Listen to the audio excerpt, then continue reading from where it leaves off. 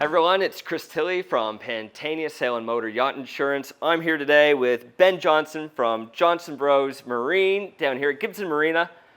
Ben, we are looking at some outboard engines today. Now, lots of boats have them, big and small.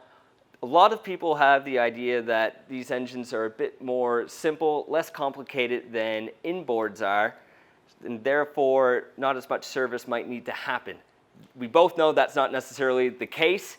So Ben, from your experience, can you tell us some of the major issues that can happen if these kind of engines go unattended? Hey Chris, yeah, the biggest thing we're finding at the moment with the outboards is that people think, of course I haven't used it all year, we don't have to service it. It's completely incorrect, and I don't know where that story came from. Modern day outboards have plenty of things that can go wrong, going from anodes, which are constantly working, because there's also internal anodes in these engines which are always constantly working even when you're not using the outboard.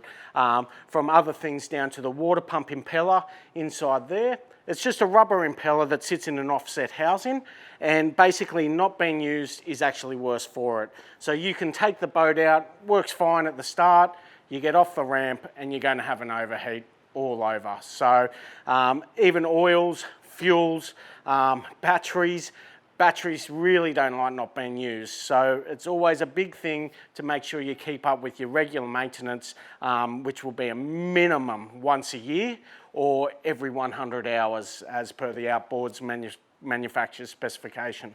Great. So it's important to stay up with the service, and we always recommend having a professional such as Ben at Johnson Bros to do that for you.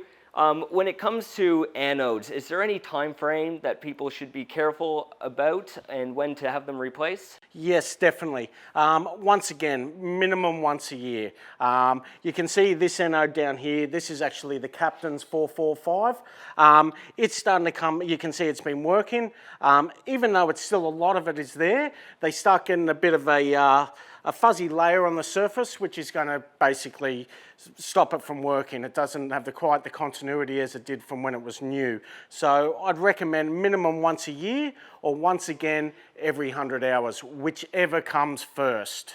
So after a day on the water and you come in, you put the boat away, is there any tips you could give another boat owner with an outboard on how to properly maintain the outboard so that she's ready to go for the next time you're out on the water? Fresh water, fresh water, fresh water. They will love you for it.